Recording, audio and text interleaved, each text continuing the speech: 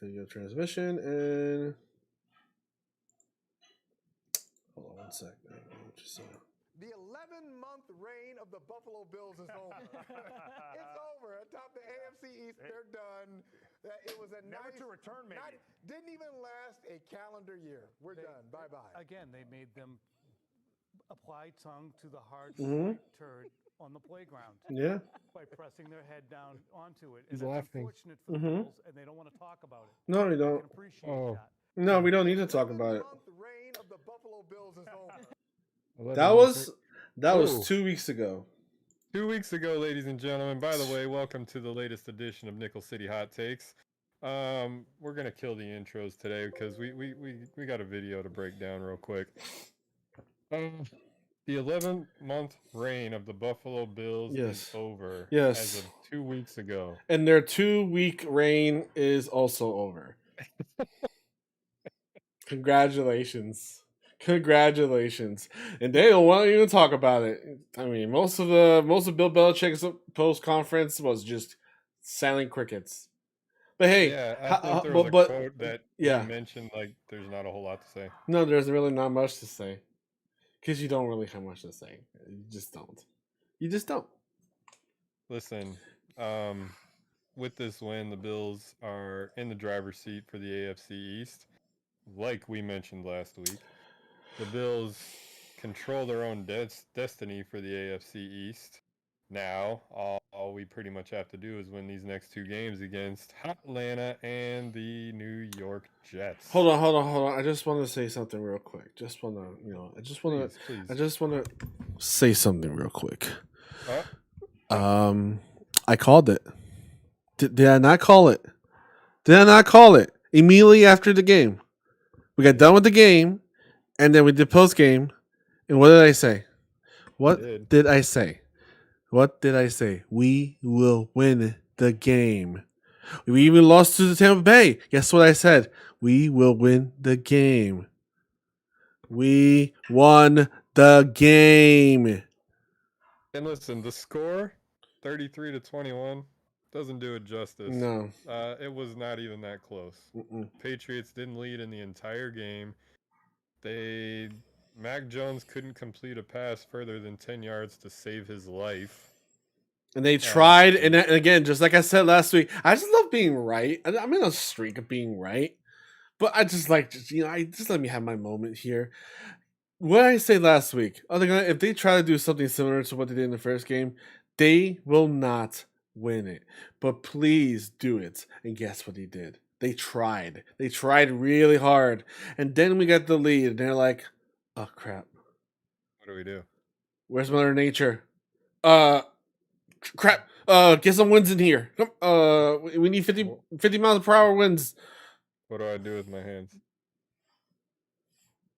Do I lick them? I told you last time, make Mac throw. He threw and sucked. Mac Jones did not even complete 50% of his passes. Not even 50%. What happened to his 80%, Brian? I thought he was the best. That's everybody's rookie of the year. What happened? Poor Mac. Oh my god. Oh, poor Mac Jones. You were just exposed. Hey, Indy, thank you. Thank you very much for just exploiting them so that we could just do the same exact thing. We were going to do the same exact thing with or without Indy doing it. Yeah, but it really did help. If this last game didn't have 50-mile-an-hour winds and they couldn't run, we'll still win regardless. We win that first game hands down. Mm-hmm. We have a more talented team. Mm-hmm. Not only do we have a more talented team, but we have a deeper team. Your top-ranked pass defense got shredded by Josh Allen. The guy is shredded by a makeshift line. That line got shuffled in the middle of a game because we lost someone else. Like Bucker, I think it was. But yeah. How many people have heard of Isaiah McKenzie outside of Buffalo? Outside this podcast. I'm kidding. Me and you are like the biggest freaking McKenzie fans. And we talked about it all season. Yeah. outside of Buffalo, not that many people know who Isaiah McKenzie is. They know who Cole Beasley is, but he was out. Hi, Becky. What's up, Becky? They're starting to get to know who Gabe Davis is, but he was out. This team is depleted. We were out 2 wide receivers, a starting defensive lineman. Yep. And a offensive lineman. And we lost one in the middle of the game. Yep. Oh, and we also don't have a starting quarterback too. And he got the number 2 corner got injured at one point in the game. But I'm not even talking about that yet. We'll talk about the defense a little bit later. I want to talk about Josh freaking Allen. Boy, it gives me chills. You don't want to. It's already bad enough that you guys. This is a division rivalry. There's that. He knows the Patriots and Bill Belichick's record against the Bills, so there's that. He wasn't a part of the poor record, but it's our franchise. We take it personally. He wears his heart on his sleeve. Josh Allen is Buffalo. Brian, tell him what he said. Let the people know what our quarterback said. Oh, do you mean after the game? Yeah. Actually, let me put some context first. So, okay, here we go. Okay, so this is a base of the article. I don't really care about it, but anyway, this is the context behind it. Apparently, the greatest coach of all time, Bill Belichick, wanted to make this is the funny part. Wanted to play Josh Allen to make him play quarterback. So he wanted the quarterback to play quarterback and not running back. So he wanted our QB1, I just got $250 million, to play quarterback in this quarterback league. So against his top-ranked pass defense. Yes, against his top-ranked pass defense. So he wanted our quarterback to play quarterback. So Brian, what did our quarterback say? Our quarterback, our MVP runner-up last year, was jogging to the locker room, and he came across Harrison Phillips, and I quote, saying, "I don't know who the bleep they thought I was," end quote. So just think about the context that Angel just painted out for you, and there's Josh Allen just throwing it right into the greatest coach of all time's face, basically. You are asking me, Josh freaking Allen, The quarterback, to play quarterback. I'm not sure if you remembered last year, but he played quarterback really well last year. Yeah. He played quarterback very well last year. And he played very well quarterback in your house last year too. But listen, I guess you just want a reminder. I guess you just your age is catching up to you, Bill. So maybe that's what's happening, and you completely forgot that that's our quarterback. For somebody who is considered to be the greatest coach of all time, if you pick the dumbest freaking challenge, if your strategy is to challenge Josh Allen to do his job by playing quarterback, it's kind of dumb. And he exposed you for the terrible strategy you just brought out. Speaking of exposed, Brian, what about Jackson? Oh, do you mean J.C. Jackson? Yeah, that man. The greatest cornerback in the league? Yeah, like the 2 weeks in a row is like the resurgence of the greatest quarterback of all time or something, you know. Listen, Stephon Diggs owns you, J.C. Jackson. Owns you. Have nothing on him. I don't care what other who else have you gone against that's on this guy's level? Okay, before you get your head all big and whatnot, just be afraid, because Stephon Diggs owns you. Angel.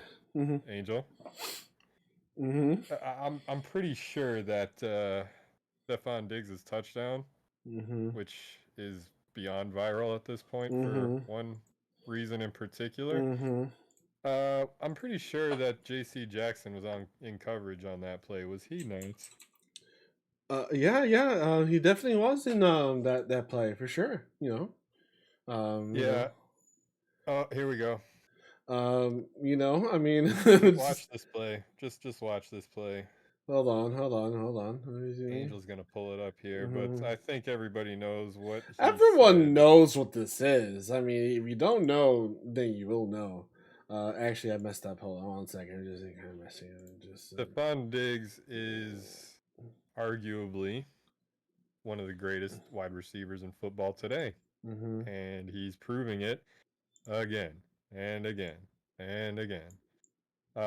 He doesn't have these Cooper Kupp numbers that he's been putting up, but let's face it. There we go. There we go. He's got the volume up. Kids, give him up, kids.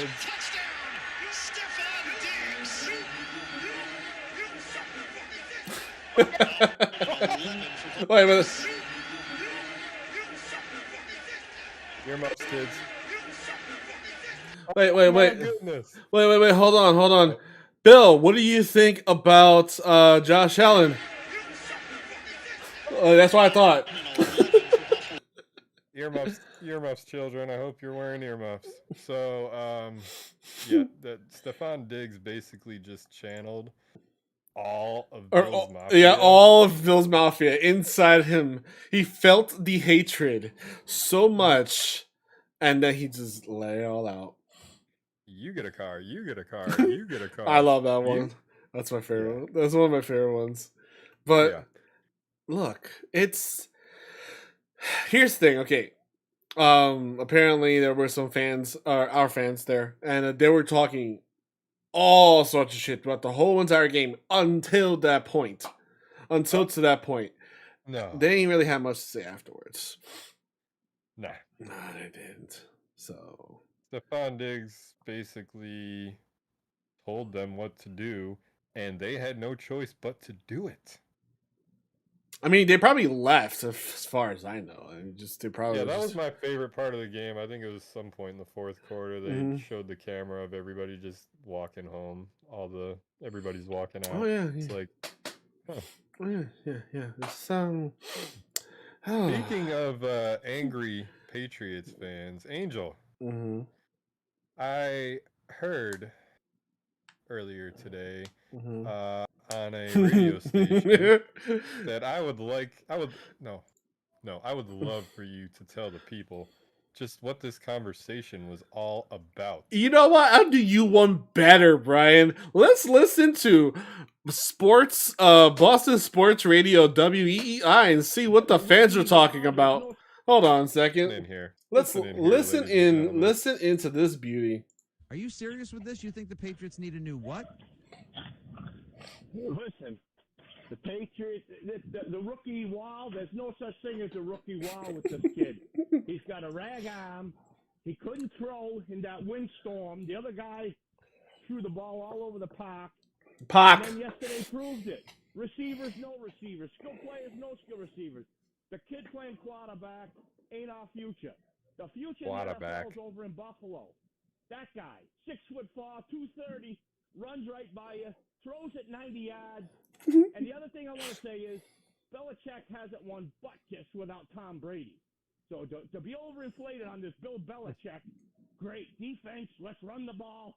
Yeah, Bill Parcells did that back in the 80s. So is that where we're going here with this team? Come on, it's over. AFC goes through Buffalo for 20 years, not us. AFC goes through Buffalo. The AFC goes through Buffalo, not us. You know what? He's right. He is so right.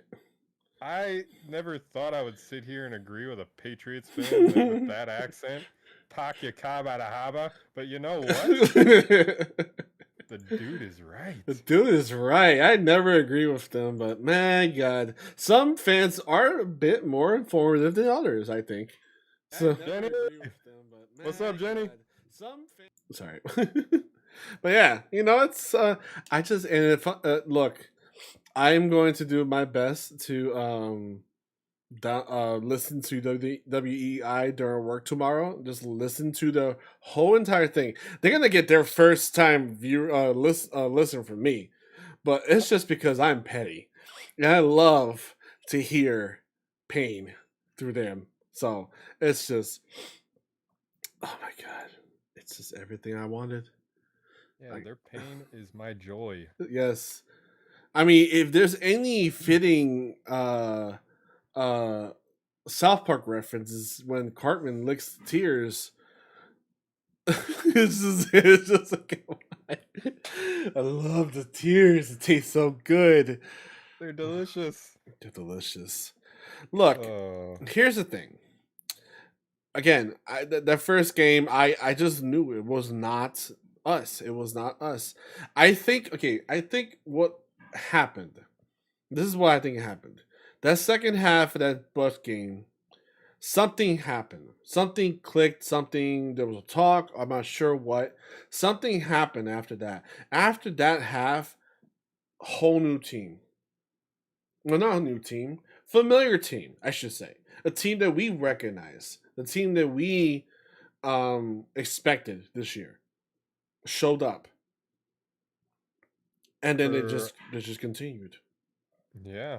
In this game, they showed up all 4 quarters. Mm-hmm. And here's the thing, like I don't like making comparisons to last year and stuff like that, but here's the thing. The Bucks went through a similar situation last year. Similar to what we went through. They had issues, and then, they had a pretty weak record going into December. And then they turned things around. I'm not saying that this is we're going to Super Bowl, we're going to win it. I have confidence that we could. I have more confidence definitely now than ever. This year, for sure. It took them 16 weeks to get it, but hey, better late than never. I'd rather them go into the playoffs playing like this than not play at all. So yeah, and let's just face facts here. These last 2 weeks, we've gone against top-ranked defenses and put up how many points? Yeah. So, I'm just saying. Legendary stat. You want to hear the most legendary stat? This is good. Most legendary stat here. And nobody else out there has this stat but the Bills. We'll break it down for you. 20 plus years playing in the NFL. Or not being in the NFL, whatever. This is the first time ever that Bills, Belichick's defense never caused us to punt the ball, not once. We are the only team, not one punt. We are the only team against at home. I'm sorry, let me rephrase that. At home. In New England. In New England. We were the first team to never give up a punt. Yep. You just got to let that sink in for a second. That's pretty significant considering he's not had. There's been years where he hasn't had better defenses than what he has this year. Mm-hmm. Like we mentioned, he has a top-ranked passing defense, and Josh Allen passes the ball. He threw 40-something times this game. Well, speaking of stats, let's break it down real quick because this is gonna be a beauty. Okay, let's go stats. Can you do me a big favor and start with the New England stats? Oh yeah, of course. Start in New England. Okay. I want to hear Mac Jones. The Mac Jones over here, 14 for 32. Ooh. Oh man, less than 50% completion rating. Couldn't be us anyway. 145 passing yards. Oh man, 0 touchdowns. I think Josh Allen had more passing yards in the win game. I think so. I'm pretty sure he did. You want to know another cool stat with Mac Jones? The next Tom Brady. You want to know a cool stat? One thing Mac Jones doesn't have that Tom Brady actually does has. It's a touchdown. Just saying. True story. 2 interceptions. Are we shocked by this? Are we shocked by this? Baby. Are we shocked by this? Look, you expect our snubs to be okay with that, dude, we had everything that we wanted, like everything to fuel us, happen in this game. You snubbed Yeah.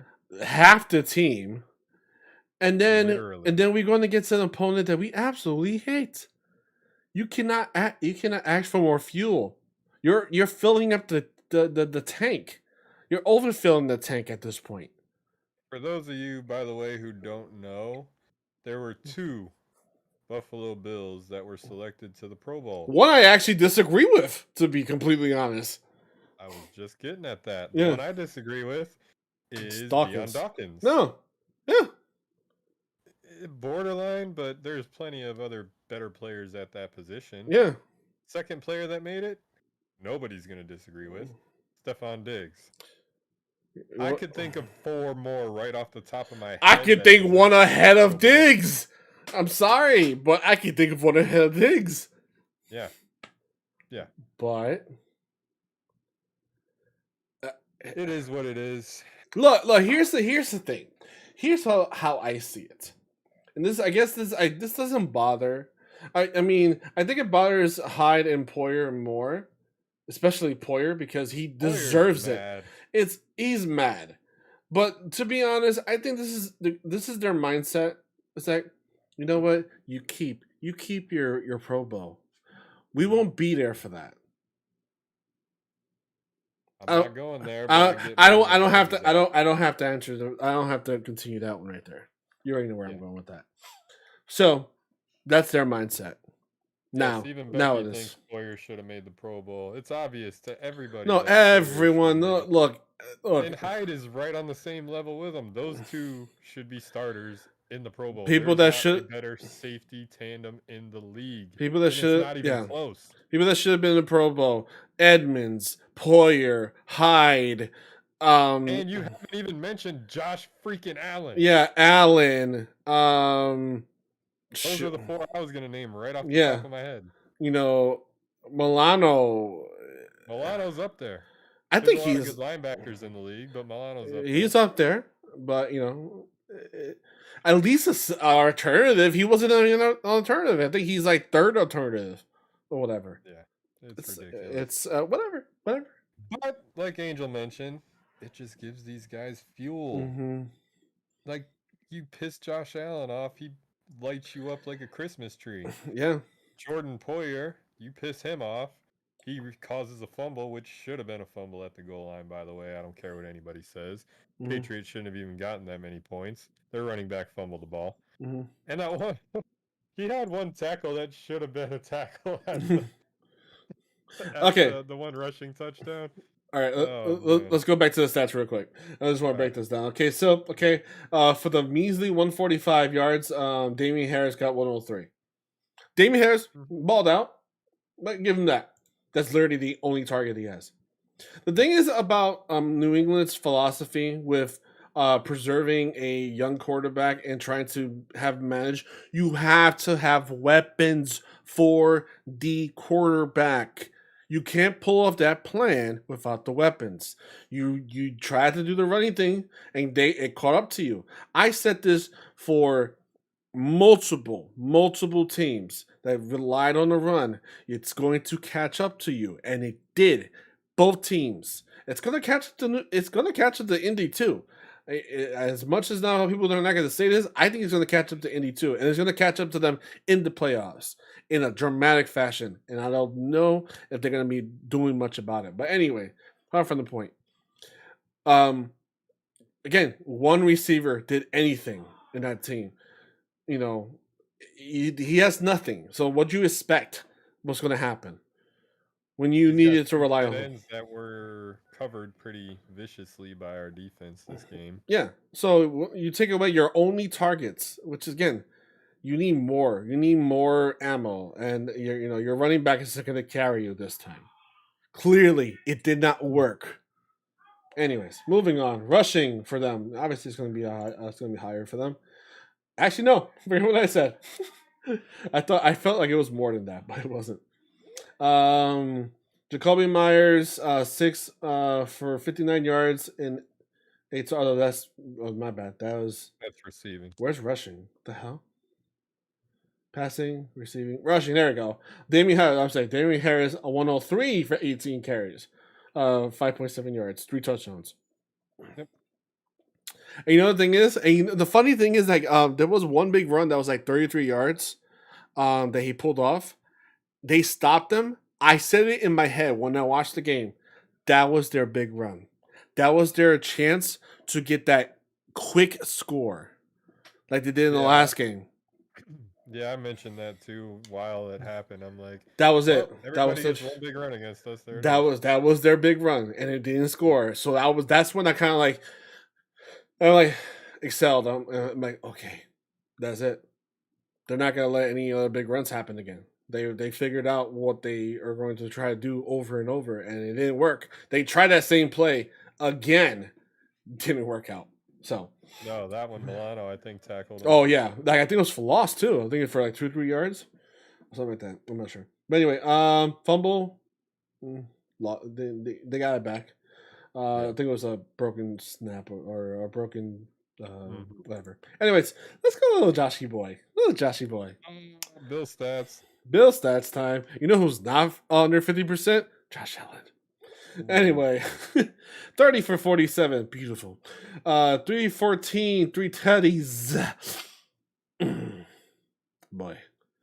Rushing, of course, you know. Josh Allen, 12 carries for 64 yards, 5.3 yards. By the way, best average in the league. Yeah, Josh Allen leads the league in yards per carry. Yeah. What about that? What about that? Lamar Jackson. What You about got voted to the Pro Bowl. Where are you at? No, this is for running. That's what I'm saying. Oh, I'm talking about running backs. I'm just making fun of. Well, Yeah. Hey, Lamar Taylor. Jackson's a running quarterback. Hey, Taylor. What's up? You know, do better. I'm kidding. I actually like him. Josh Allen for 64 yards, 5 again. Singletary, 12 for 39. That's not a lot, but the runs he did have were like that one, the catch and run that he had in Oh the my first God. quarter, Woof. where he Yeah. Okay, so he catches the ball and you think he's gonna get stopped like 3 yards. No, He carries. He literally carried one guy for the rest of the way and trucked another guy that was trying to tackle. We had 2 plays where 2 people pulled off Josh Allen plays. And the one was Singletary where he lifted a guy. Again, he's small. So, mind you, most people are like taller than him in the whole entire game. So, so he lifts a guy up somehow. And then of course, we're going to get to the Diggs one, which was oh my god. Okay. Anyways, continuing. Receiving. Just a clap for McKenzie. I just like it's next man up. I said that. Did I not say He that? not only took next man up, it's like I'm gonna take your job. He even said it in his post-game press conference. Yeah. Like, he knows how valuable Cole Beasley is to the team. He knows how valuable Gabe Davis is to the team. He knew he was going to get his chance to make plays. Stepped in. What was he? 10 for 11. 10 completions. Well, actually, 11 for 12. 11 for 12. This dude was throwing the ball 12 times and caught 11 of them. 5 first downs, by the way. He balled out of control. Oh, I didn't even say it. It's 11 for 12, 125 for 1 touchdown. And that touchdown, man. Oh my god. Jesus. This is not a guy that you would think would do things like this. He's doing. He's the jet sweep guy. He's the guy that gets you 10, 12 yards running the ball. He pretty much quieted everyone when it comes to like, I'm not a gadget player. I am not a gadget player. I am a receiver. I am here. Listen to me. That, but he put the NFL on notice or the Buffalo Bills saying, we have depth. This team is deep, dangerous, deep. When you just think about throughout the season, Diggs has been doing it every game. Gabe Davis has come on hot lately. Cole Beasley does his thing. Emmanuel Sanders has been doing his thing, and then you got Isaiah McKenzie, a kickoff returner that hasn't been doing this at all. He's just showing you that he's capable against, again, the top ranked pass defense. Not to mention, too, on top of that, all the crap we've been through this whole entire year. Let's be honest. He hasn't had the greatest 2021. It has up and downs, mainly downs. And that nothing against him. But, he hit the fumble, then he got benched, and, his job was taken over and stuff like that. This dude comes through all that stuff, just brushes it off, and just plays. Yeah. He is the ultimate team player. He's the team player. Everyone loves him in that team. Everyone loves him in the team. Yeah. And you cannot tell me there's not a single person in that damn locker room that's proud of that dude. Oh man, I'm just so happy for him. Honestly, like me and Brian have been McKenzie fans pretty much since he's been in our roster, and I've been always loving McKenzie. Just the gadget plays. I just like gadget plays, but he does it so well. But now he's ascending even a further than just a gadget player, and that is just something that you cannot just not be proud of. As you get to see him grow like that. Hey, we've got a legit hot take in the comments section. Oh. Becky says 19 is showing he belongs. He won't get benched again. Oh, hell no. He will not get benched. Not after that performance. No. That is a hot take that I absolutely agree with. Mm-hmm. No, he earned that job. He is our... I wouldn't be surprised if... I mean, we're not going to... Well, here's the funny thing is we're going to get both Beasley back for the next game. So now we're going to have Diggs, Beasley, and McKenzie. And, so that's pretty cool. And we got Sanders in the back, too, which I didn't expect to get back, to be completely honest. I wasn't expecting us to get him back that fast. But what do you do with that when you've got Cole Beasley and now Isaiah McKenzie? Oh, no. Oh, no. Who do you cover? And then you have Diggs just smiling. Just like that picture, that little meme. He's like, you guys are fucked. You guys are so fucked. Anyways, speaking of Stephon Diggs, did he have a crazy game? Yeah, 85 yards, 7 for 13. He had a Diggs game. But it's the type of catches he got that makes those 85 yards so freaking crucial. Like McKenzie had a lot of crucial catches, a lot of them, half of them being first downs. Yeah. But Diggs had one that it was a Josh Allen like angry play. Mm-hmm. Okay, so it is 4th and 2, I think, and we need 2 yards. Yeah. This is after we called. Oh my god, this whole sequence. I was so freaking happy with this sequence because we were complaining about how coaches are being soft and being like conservative and stuff. This whole sequence made me fall in love with this team all over again because of what they did. So here's what happened. Okay, so it is 3rd and 10. They didn't get it, and so but they're in the Patriots 39. Okay, here you go. So here's what happens. Josh Allen's they're gonna do the typical thing where they're gonna try to get the offsides, and they get it. They fall for it. New England, great job. You're idiots. You fall for it. So we get 5 yards. Yep, which turned it into 4th and 2. 4th and 2. So, okay, we could get a field goal. It was only going to be like a 37-yard field goal or so. Okay. No, it was a 57 that turned into it was a 57 that turned into a 51 yard field goal or something like that. So, okay, we snapped the ball. I'm like, whoa, hold on, wait. Okay, they snapped the ball. Okay, Josh Allen's in the back, sitting. Okay, then you see him starts running, and then he does the thing I hate the most from a certain quarterback. He does a shuffle play. He just tosses the ball to Stephon Diggs. Stephon Diggs is right there, catches the ball. Okay, that's first down. No. That's the Stephon Diggs. He doesn't give up on plays. He doesn't just want 2 yards. He wants your throat. So what he does is he catches the ball, spins one guy, makes him miss, then goes around, spins around another guy, and then bull rushes the other the third one. It makes a 2-yard play into a 15-yard play. Yeah, that is what elite wide receivers do. That's things that you just don't see when you just look at a stat sheet. That's why we break these big plays down for you. This is why we highlight Stephon Diggs every single week, week in and week out. And one other thing that not a whole lot of people think about when you're thinking about a number one receiver like Stephon Diggs, we can't take anything away from J.C. Jackson.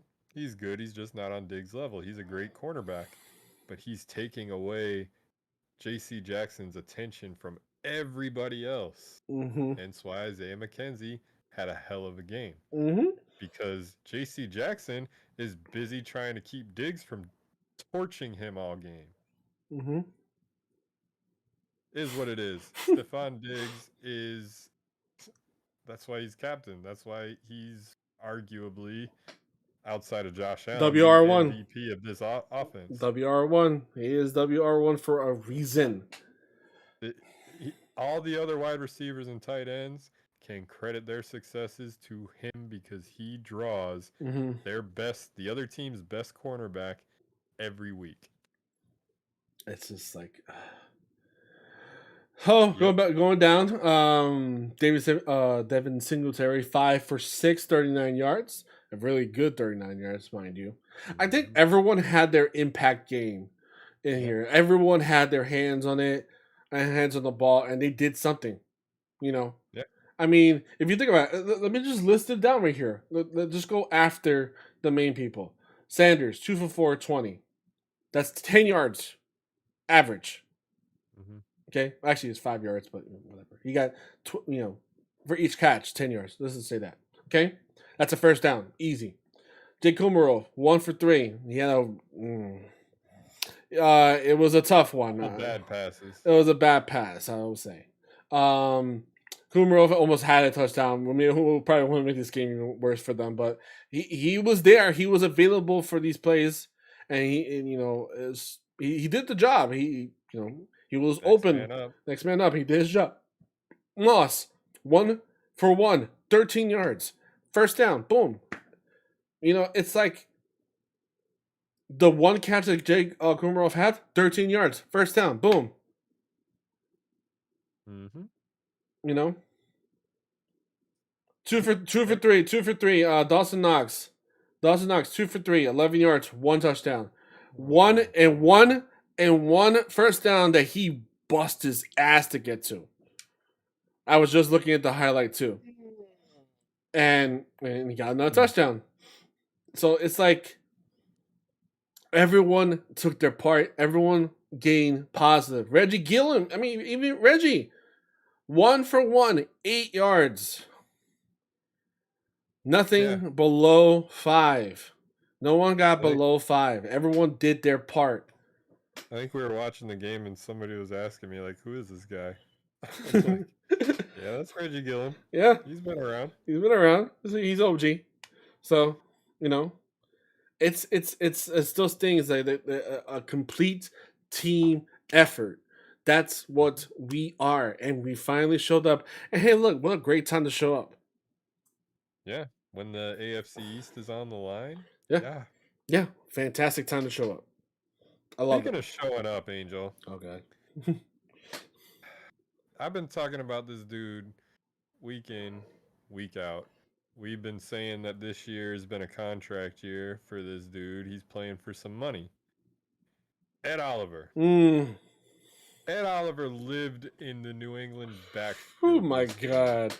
He is the only Bills player with a sack. He's the only Bills player for a tackle for loss in this game.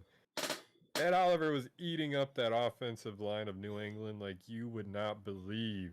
He is a dog. Mm-hmm. He is a pit bull. Edmonds, dude, he turned up in this game. Edmonds, Oh yeah, my Edmonds wasn't playing. He had some angry tackles. god. Yeah, the Ed angry Oliver. tackles. We were just talking about how Mac Jones didn't have the best game.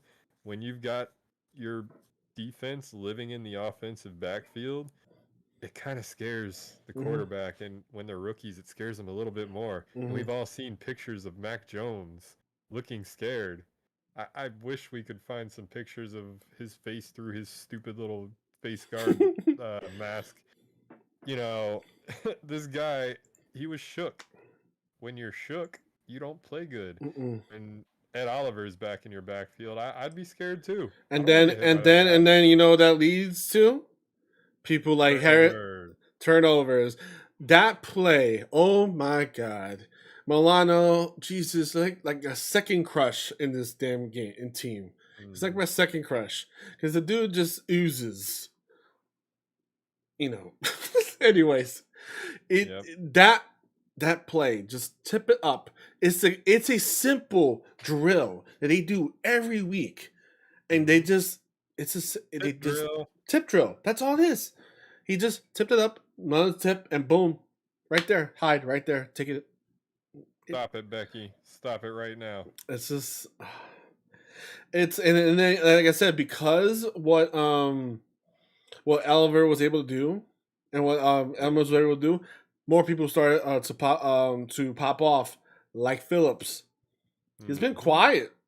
Been relatively quiet. He came from a torn ACL, I think, or torn Achilles or something like that. I mean, mind you, most of the season he was kind of like off, but man, he came in hard.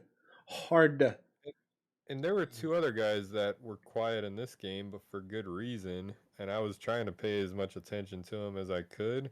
That was Levi Wallace and Dane Jackson. Oh yeah.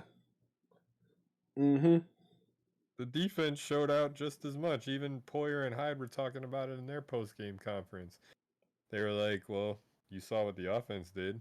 We just wanted to match that. We wanted to play as good as they were playing. And they did. So, it's just overall team effort, overall team win, offense, defense, special teams. It was fun to watch. And it's just like, it was just a really good game. Honestly, it was just fun to watch. Yeah. I think after the interception, I kind of like I was still a little bit nervous because again, you don't ever want to sleep on a division rival. You definitely don't want to sleep in this division rival.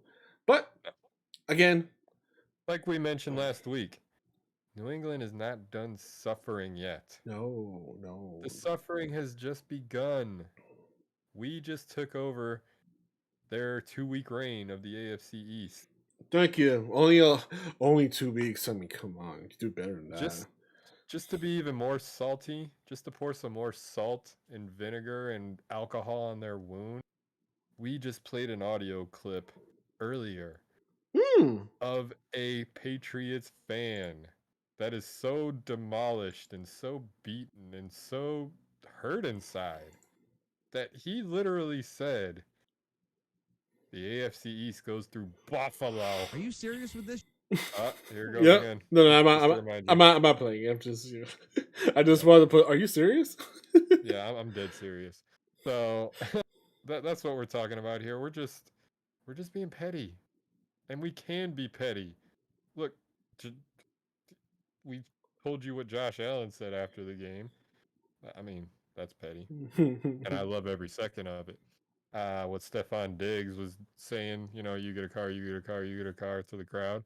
That's a little petty, but we're loving every second of it. Hey, Brian. So, yes. Hey, Brian, you want to get fueled up for your hype video? You want to get fueled up? Oh, boy. Let's play this one more time. No. The 11-month reign of the Buffalo Bills is over. It's over atop the AFC East. This was 2 weeks ago after New England beat us, guys. Didn't even last a calendar year. We're done. Bye-bye. Again, they made them apply tongue to the hardened white turd on the playground by pressing their head down onto it. And that's unfortunate for the Bills, and they don't want to talk about it. I can appreciate that. Talk about it. We don't want to talk about it. You know what I want to talk about, Angel? Go ahead, Brian. Get him. I want to talk about the AFC East. I'm just The gonna. division crown I'm just gonna that we impose. still wear. I'm just gonna impose you right here. There you go. Go The ahead. division crown is still placed firmly on the heads of the Bills. New England, they didn't take it back. They had a lead for the division, but the season's not over yet. They needed to win this game to basically secure that and steal the crown back from us. Didn't happen. Not gonna happen. Yeah, they got Jacksonville next week. Good for you. Then you got Miami after that. Yeah, we got Atlanta. That's a team that I really, really, really feel sorry for. Because beating New England was step one. You think we forgot about New England? You think we forgot that we want to stomp them into the ground? You think we forgot that we want to make more of their fans say things like AFC East comes through Buffalo? These people are engraved in social media just as much as we are. They hear all these things. It fuels them. New England is done for. They're beaten, they're broken. Bill Belichick in his post-game conference was broken. He had no answer for Josh Allen. And we are turning up at the right time. We are getting hot at the right time. And we're doing it with a depleted roster week in and week out.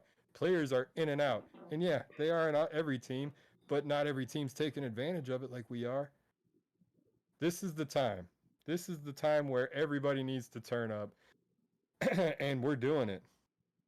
Atlanta, Falcons, Matt Ryan, Falcons defense. I don't know who you got on your team. I feel bad for you because we're getting a lot of our starters back on offense. It's going to be painful. It's not like it's personal, but we are. You just happen to be in the trail of a herd. That's all. In the trail. Exactly. You're in the way. You are an innocent bystander in our ultimate goal, which is to flex on the rest of the AFC East. Jets are irrelevant. Miami, you're coming up. You got a little win streak going, but you lost to us twice, so you have no shot. New England, we said it last week. We're going to say it this week. We're going to say it until the season is over. Your pain and suffering is just beginning. You think this season is it? You're going to be looking up at us in the AFC East for years to come. Sean McDermott's going to make sure of it. Josh Allen for damn sure is going to make sure of it. He's not forgetting. This is it. You want some, come get some. Atlanta, I'm sorry, but it's going to be a blowout. I mean, I could have said it any better than that, honestly. It's just like here's the thing. If it wasn't for the fact that New England in general is so unbearable, it probably wouldn't be as bad. You know? But you just make it so easy to hate you. And look, like the fact that the whole league cheers when you guys go down, it's just like music in my ears. Just to see everyone just like, yes, the Patriots are done. They're done. It's great. I thought, for some reason in my head, I thought I wanted a competitive division. No, I don't. I'm petty. I don't care anymore. I want to destroy New England for as long as possible. I want them to suffer every year. I want to hear those phone calls in the daily basis. I want to hear them complain about their quarterback and why do we have so much on defense? Because it sounds like us. These past couple years, well, decade almost. I want you to feel what we felt for a very long time. And maybe even longer. Look, shit. I want you to bring back the red jersey just to remind you how bad you are. Just for the sake of it. Yeah, bring back the red jerseys. They look cool, but you know what happens with those red jerseys. It only helps you remind you that Josh Allen's your daddy. Miami already knows that. Miami's already trying hard to do something about it. It's not going to help, but remember, Josh Allen's in your division. You know what Josh Allen can do. He's shown you 2 years in a row. He's broken your heart twice. And he will continue to do it year after year after year till you get your shit straight. Yeah, I'm liking what you're saying about embarrassing them, making them feel what we felt year in and year out. But this year just seems a little bit better because they got their hopes up so high. And the season ain't over yet, but I mean the Jets the Jets and the Dolphins already know how it feels. We've crushed their dreams multiple times. The Jets were in and out. They were one game away from making the playoffs, and we stopped them. And they got kicked out at 10-6, by the way. Hey, Dolphins, you needed one win last year. Guess who stopped you? Joshy boy. Yep. Just remember this. Remember all this is happening to you because of all the years of torment that we went through. This is just the beginning. This is just the beginning. Just remember this. Josh is going to wave you guys away. Diggs is just going to continuously destroy your fans and your cornerbacks and safeties. And there was a scene in the game where the camera panned over to Josh Allen. He's just doing one of these, like. Oh, there was one that he was waving the fans away, like bye bye. Waving the fans goodbye in the fourth quarter, like bye bye, bye, bye. See ya. This feels familiar. I think I did this last year. He's just reminding you who is king, who is daddy. Okay. Look, you know what? That's pretty much it. I don't think we really need to spend any more time on these flunks. They don't deserve it. They really don't deserve it. No, I guess not. Let's actually no. I have my around the NFL. Shit went down. Oh yeah. Things went down last week. This past week. A very weird week. There was a surprise loss that nobody expected. No. But anyway, let's go around the NFL real quick. Starting the week off with Thursday Night Football, Tennessee squeaked the win over the San Francisco 49ers, 20-17. Cleveland lost to Green Bay in a close game. I'm not sure how close it really was. I don't think it really was. It wasn't. Yeah, that's what I kind of figured. Green Bay won 24-22. They clinched the division. Shocker. Indy over Arizona, 22-16. Mm-hmm. The Giants over Philadelphia. No, I'm sorry. The Philadelphia over the Giants, 34-10. The Rams over Minnesota. They needed help, but they failed and also gave the division over to Green Bay. Not that they were.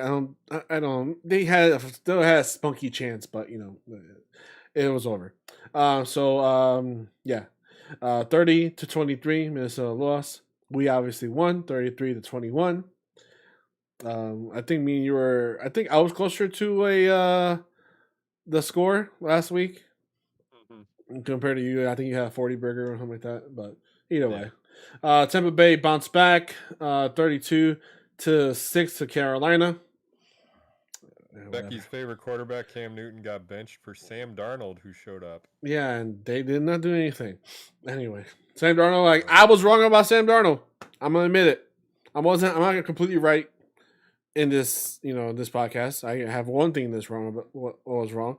Sam Darnold, it ain't it. I thought he was. I thought a new culture maybe would have fixed him up because he had promise. No, didn't help. Nope, not at all. Jacksonville over. I'm sorry, the New Jersey Jets over Jacksonville, 26-21. Toilet bowl. Our opponent next week, Atlanta, wins against Detroit. This league is very weird. They won against Detroit, 20-16. And the shocker of the week, how did this happen? Like, we got beat by a last place team. Mm-hmm.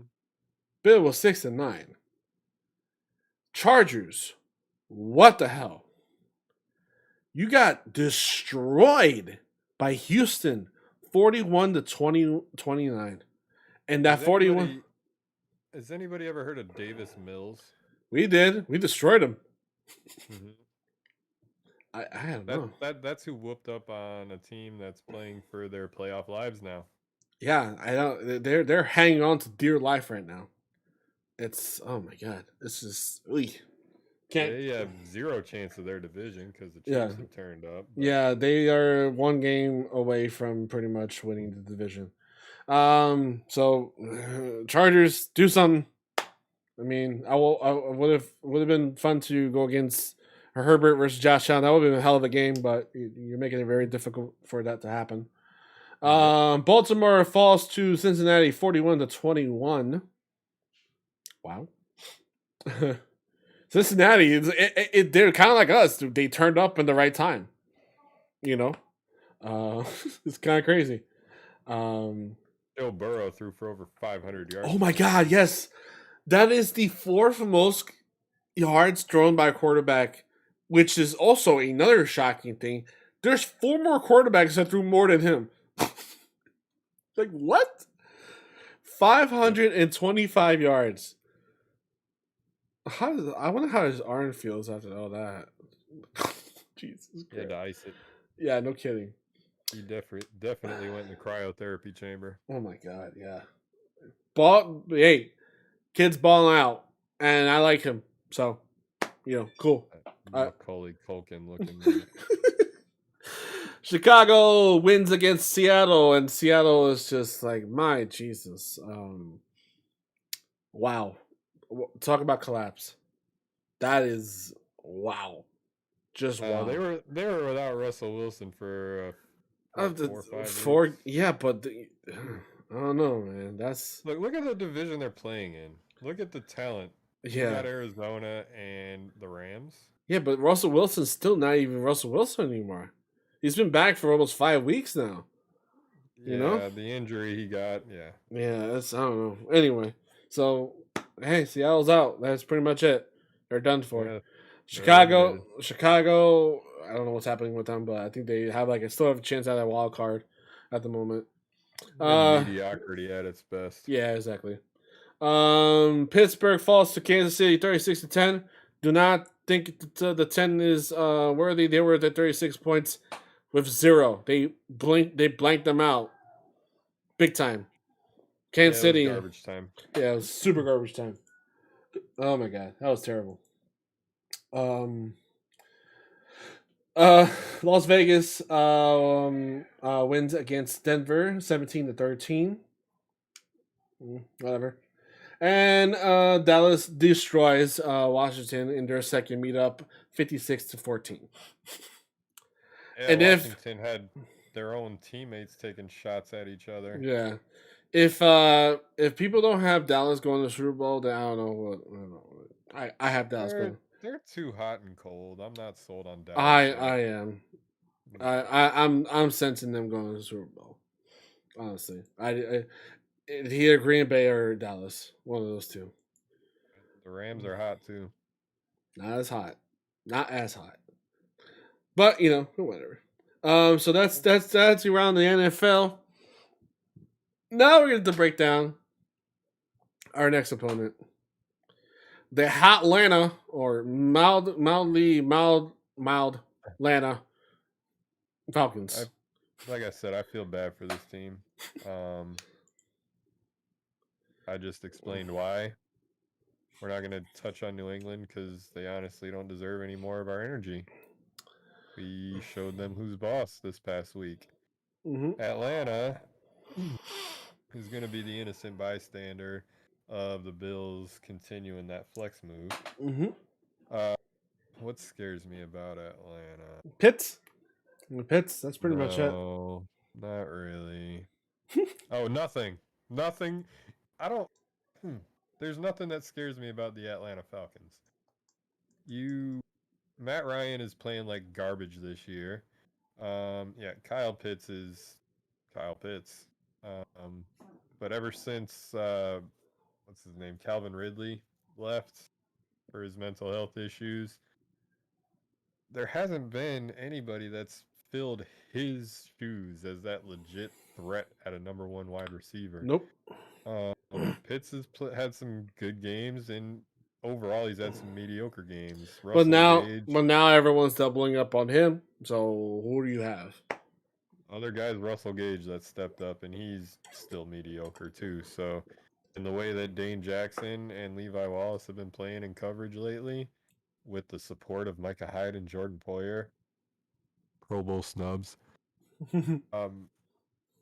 Yeah, they don't have a run game. It's gonna be bad for them. Mm-hmm. I've got nothing else to say on that topic. No, I'm honestly in the same boat. This does have trap game written all over it. But I don't think this Buffalo Bills are going to fall for that this time. Maybe, early half Buffalo Bills, maybe. By the way, check out my shirt. Motor City, baby. Anyways, so I don't think some people will call this a trap game, but I don't think so. No, not even close. I don't think that this game will clinch the playoff. We will check this out in the playoff machine in a second or in a minute or two. But honestly, it's Matt Ryan is still their quarterback. It's just like Roethlisberger. It's they just need to go. Gotta move on. It's he's done all he possibly can do. The fact that Drew Brees left before him and Drew Brees still had a little bit more in him. It's a crime that Drew Brees left before Matt Ryan left. Don't know how that happened, but it happened. Matt Ryan bores me. Yeah, he does. He used to excite me. He used to be a good player. I used to actually like watching him. But you also had Julio Jones at the time, and yeah, he had Julio Jones and Calvin Ridley at one point. Yeah, so he watching that team, Devontae Freeman at the time too, who was popping off at the time. They had a good team. Their Super Bowl team should have won the Super Bowl. My God. But whatever. I'm just gonna whatever. Anyways, hate Atlanta. Yeah, Atlanta's just kind of freaking ruined everything. This is the first time since 2003 that the Atlanta Mildhawks, Falcon Burbs things are going to be at Highmark. They're going to be coming, and this will be the first time since 2003 since they had Vic. Look, this is another reason why I am not afraid of Atlanta at all. Oh, they're going to be a turned up crowd. Holy! Well, the crowd's going to be turned up, but Atlanta plays in a dome, and they have to go play in the elements of Buffalo. Mm-hmm. And Matt Ryan, he's not geriatric, but he plays like he's geriatric. It's just not going to be good for them. Do I even have to make a prediction? I don't really think so, but I think you're probably going to see a 40 burger or some type. Maybe we'll see some. Go with the same thing as last week. It's 40-10. going to be like 40-10. I think they're going to score 10 points. I think we're. You know what? Hot take here. Ooh. Another blowout. Third blowout of the year. You mean shutout? Shutout. I'm cutting it. I'm calling it. I like defense. It's going to be 32 to zip. 32 to zip. We're going to pump the brakes because 10 for me. I think we're going to blank them out completely. That would be the ultimate flex move. You know what would really just bring joy to my heart? Mm-hmm. You do know who New England plays this weekend, right? Jacksonville. Okay, look, as much as I want that to happen, I don't think it's going to happen. They're Hey, Josh Allen, not our Josh Allen. Hey I'm Josh, talking to you. hey yo, Josh Allen, you know who you are. Hey yo, Channel your biggest inner Josh Allen biggest and show out. biggest fan, Josh Allen. Let me tell you what. I was rooting for you the whole entire game when we were we were in Jacksonville. To let you know, I was rooting for you. When I said Josh Allen, I said Josh Allen. I was calling out your name. Okay, just saying. 41, you do the damn thing, bro. Okay. Hey, Josh Allen, Jacksonville. Pretend like you're playing against Josh Allen, Buffalo. Yes. Picture kind of like some type of longest yard thing when you morph his face into Josh Allen's face. Go ahead, do that. I don't care. Get the job done. Get it.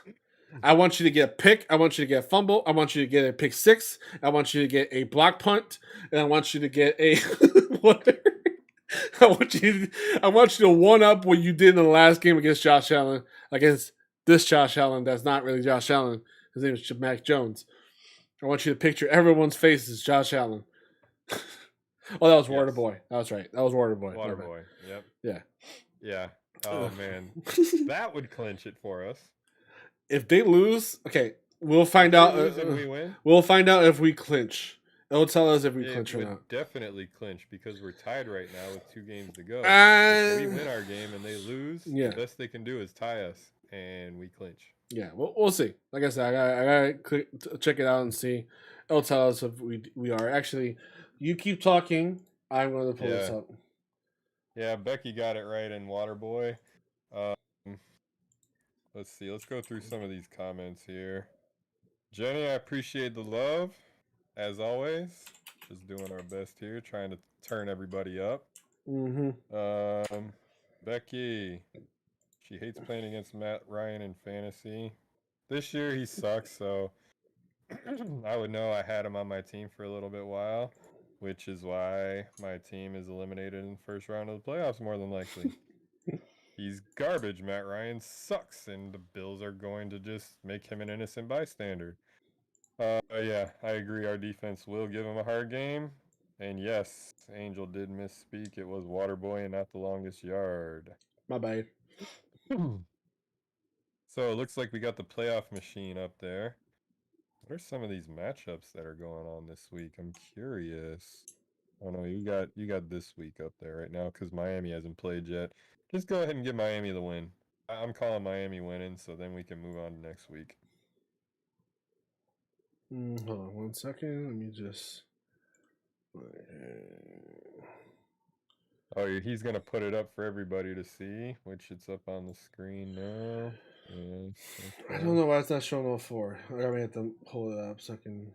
Oh, you're in the way. Hold on. Let me bring you down. No, don't move me out of the way. Shut No. Shut your face. You moved your host out of the way, people. Can't believe it. Guess talk about the stadium talks. Yeah, he does suck. He absolutely sucks, Becky. Move your camera down a little bit. Or there you go, so you can see your face. So, yeah, just touching on the stadium talk that's been going down. As everybody knows, the Bills are due for a new stadium, and the talks are happening. We've had 3 different locations popped up. One is by downtown, obviously. The other one's in Orchard Park. And the third one, near UB? Yep. Near UB. And SUNY. Yeah. State University, New York. So there's been a list out there. It's a pretty good read, and I'll go ahead and post the article on Facebook for anybody who wants to see it. But overall, it's looking like Orchard Park is our best bet. It's the cheapest bet. Well, it's not the favorite. It's the best bet, but not the favorite. Well, fan favorite. It's not the fan favorite, but it's just some place that I get the downside to having a stadium downtown, but that's always been where I wanted to have one. I know the traffic would be horrendous, but that's where I wanted a stadium. I see where putting it next to the university would be a good thing, and I like, the fact that people can make money off of parking in Orchard Park. It's just a cool thing, and the tailgate lots. Who knows what the rules are going to be if you put it next to a university? Who knows what could change out there? Who knows what could change if you put it downtown? I don't want tailgating to ever change. That's what Bill's Mafia is known for. No, they're they're making it perfectly clear that tailgating is not going to be affected by the stadium itself being located either location. Tailgating is still going to be they acknowledge that um, mind you, people who acknowledge this, the people who are on the board, including the mayor, um, acknowledge that this is the culture. This is Buffalo. You can't take this away. We may have to make sure this is a crucial thing. They actually put it into the charts to emphasize the importance. It's actually part of a point system where that actually makes a difference. So if the tailgating is not favorable there, it'll get a lower grade than the other locations. So one thing, things that we know for a fact right now, it's going to be an open air stadium, no dome, semi dome-ish kind of style, kind of like how Seattle, very like enclosed, kind of like that, where there's still a slit for the field. So that's going to be a thing, obviously, and then the two concourses, the two ends are going to be open air. So that's going to be pretty cool. So you can still get the elements, but it's going to be more enclosed. And they are also not promising, but I think they said that they were going to try to reach at least 80% of the seats being heated, or overhead heating. So I need 100%. Well, I don't know how they're gonna pull that off, to be honest. Because if you're not covering all of the stadium with a dome, you can't really guarantee that part. But we'll see. My ass needs to be warm in those winter games. Well, your top would, because the heat would come from the top, not from the bottom. My ass. As in my ass. Yes, I know. I'm just kidding. So so like I said, that's the definitive, that is the guaranteed parts, is that it's going to be an open air, semi domish open roof, and it's emphasis on the bigger concourses, multiple entrances. Apparently there's only one entrance, and now I think about it, yes, there is only one entrance to go in and out of the stadium, which I guess is according to WGR and a lot of the media, it's a hellhole compared to other places. So that's good. Not everything goes through one tunnel. So that's a plus. So but yeah, we're keeping our eyes up. Oh, and apparently a couple days ago,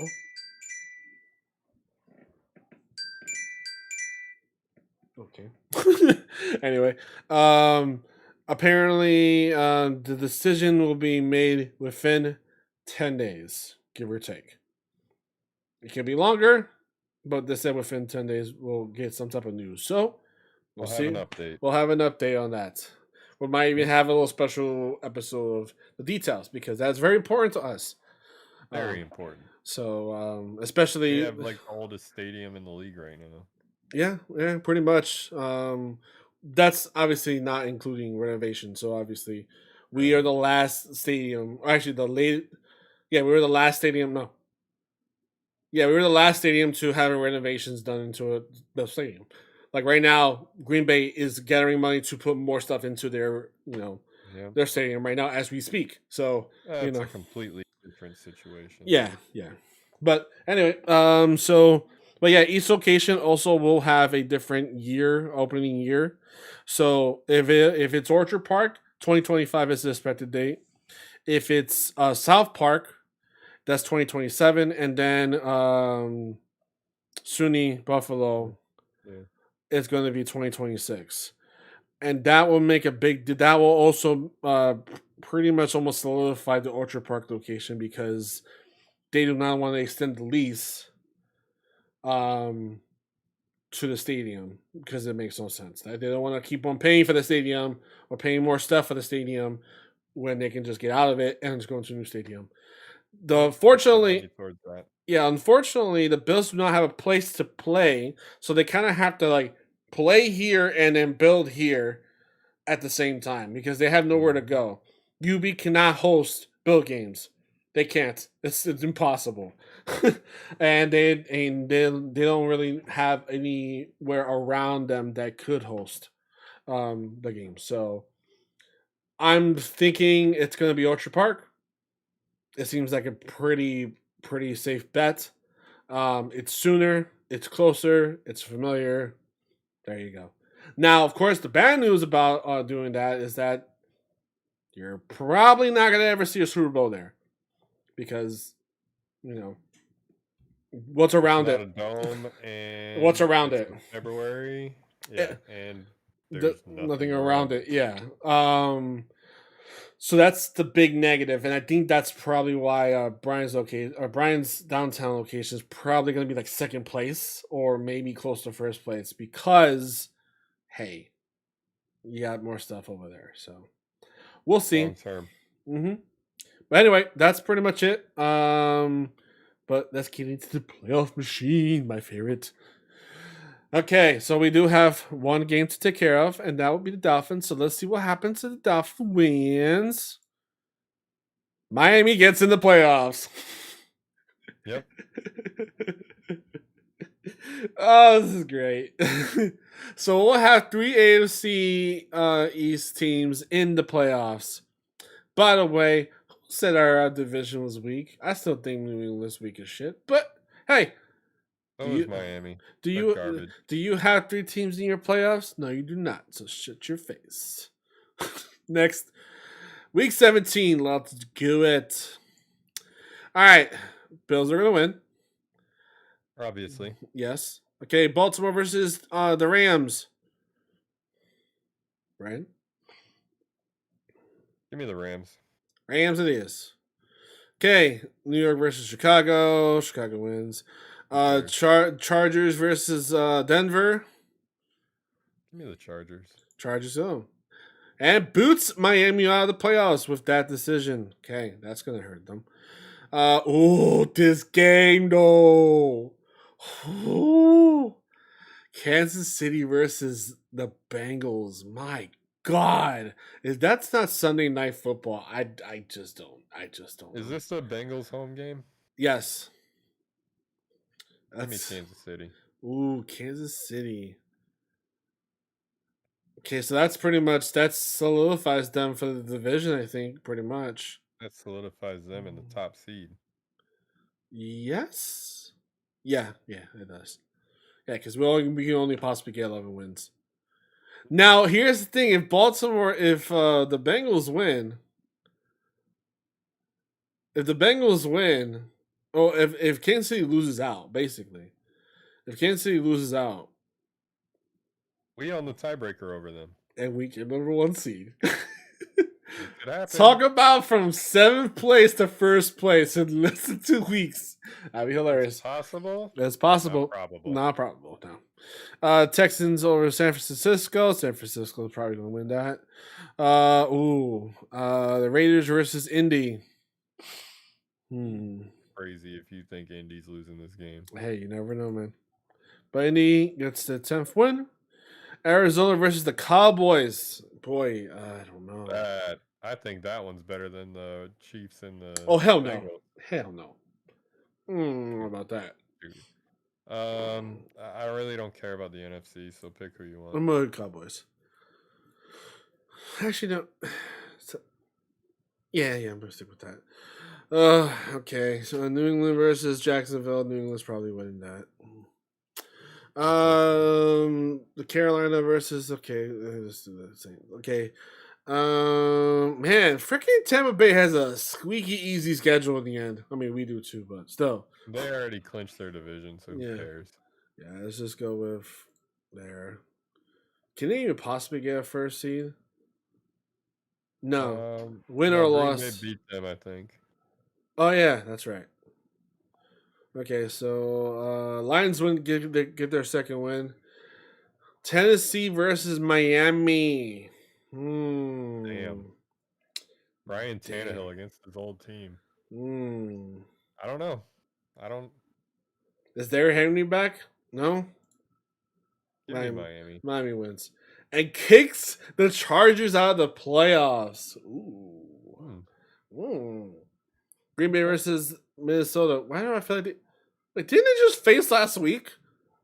Hold on. We played New England 2 weeks ago. Hold on. No, I thought they went back to back weeks of facing Green Bay. I was about to say, like, holy crap. Green Bay wins that. And that pretty much solidifies them for the number 1 seed.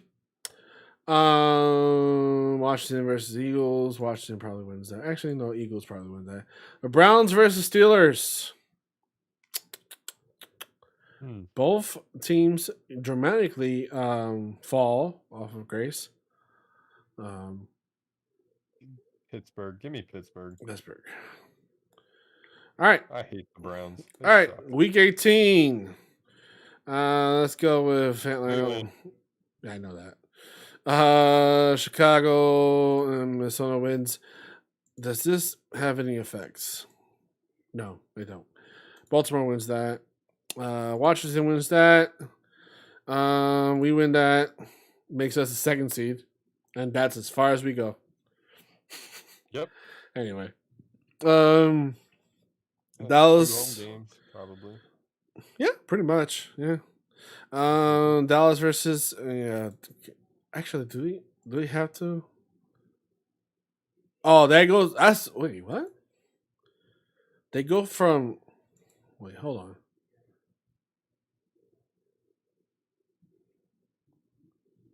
Hold on. Wait, Philadelphia still gets in somehow? Yeah, they're not doing too bad. Huh. Wow. If Dallas wins out and Philadelphia wins out, guess who they go against in the playoffs? Wow. Okay. Interesting. And you go in the playoffs with a 98 record. Holy crap. Jeez. We've seen teams in the playoffs with losing records. Yeah, that's right. Seattle. Browns versus Bengals. Does that matter? Let's see. No. And no. Bengals are probably sitting this one out. So I'm going to give it to the Browns. Doesn't matter if they win. They bump Dallas to the 3rd seed and face San Francisco. San Francisco ain't getting in. They're another garbage team. Oh yeah, they're going against the Rams, so that's probably going to kick them out. Let me just go with Green Bay wins that. Does it matter? It does matter. That's us. No, to them. So I'm gonna say Green Bay wins that. But if they lose it, they lose the 1st seed to Dallas.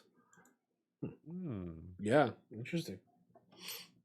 Okay, Arizona's probably winning that. But did that bump? No, they ain't bump anymore. Arizona just squeaks in. Tennessee versus the you can't sleep on Texans. Does that make it? Oh wait, how does Tennessee get the 3rd seed again? I think they're out. They have the tiebreaker over us. I don't know who else they have the tiebreaker over. So this game, it bumps us down to the 3rd seed. If they win, it bumps us down to the 3rd seed. If they lose, they surrender the division to Indianapolis and then face them. That'd be fun. Yeah. Kansas City probably wins against Denver, so I'll just get that. Indianapolis. They need to bench their team, which. Oh, shit. Wow, this is interesting. So I just picked Indianapolis to win against the Jaguars, and then bumped us down to 3rd seed facing Tennessee. Give me that. Mm-hmm. Rams are probably winning. That eliminates who? Someone gets eliminated. No, that just moves them up to the 3rd seed. And Chargers versus the Raiders. Let's see what happens. Oh. Someone got eliminated. Oh. So Miami needs the Chargers to literally collapse. Because anything the Chargers do will eliminate them. The Chargers beat them? Like, do they have the I don't tiebreaker know. over I them or don't know. I something? don't I know. think that But must have happened. almost every scenario at me choosing the Chargers, it bumped the Dolphins out. That had to be it. I think the Chargers must have beat Miami I guess earlier so. in the year. Probably. Would they? The what was the Dolphins last year? They were last place, or were they 3rd place? They weren't lower than the Jets. They were 3rd place. Were the Chargers last place? 3rd place last year?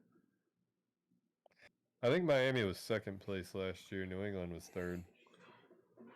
Oh, the Chargers were 2nd place last year. That's probably why they fought against them. We fought against Kansas City. Okay, that makes sense. Okay, so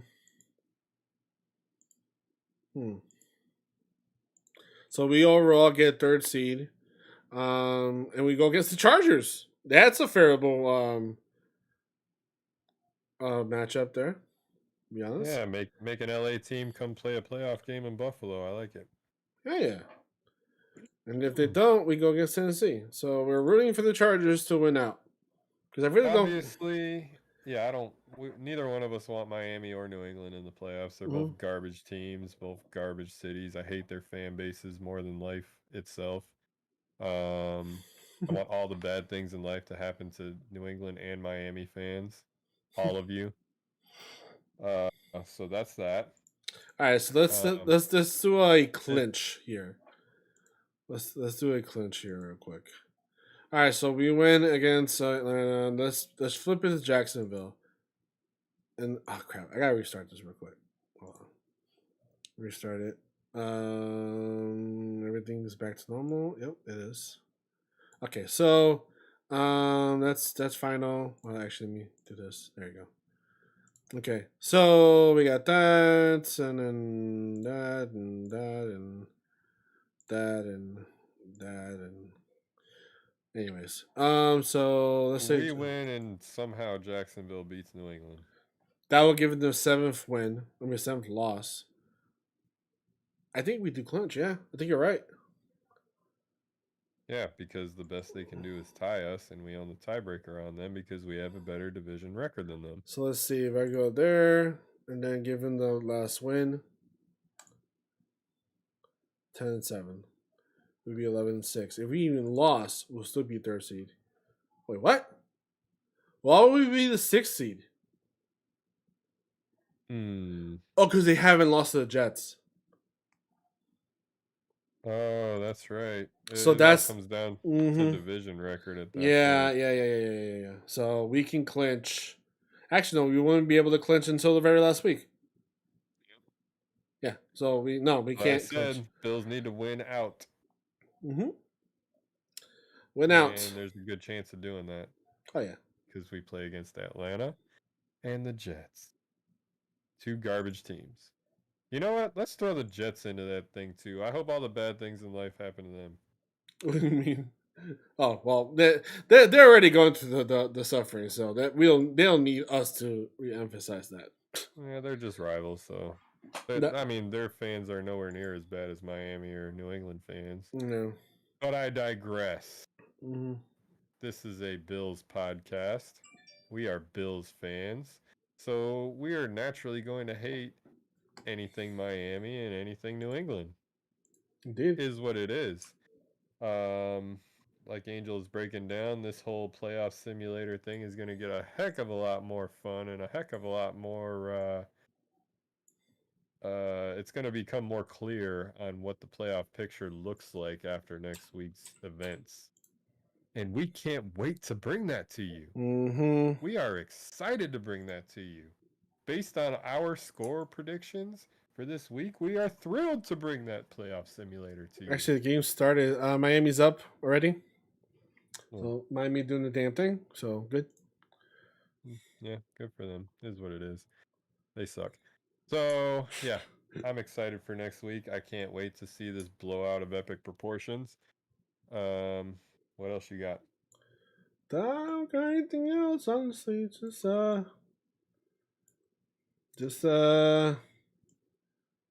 Yeah, I really don't have much else to say. I think we've We covered all of our bases.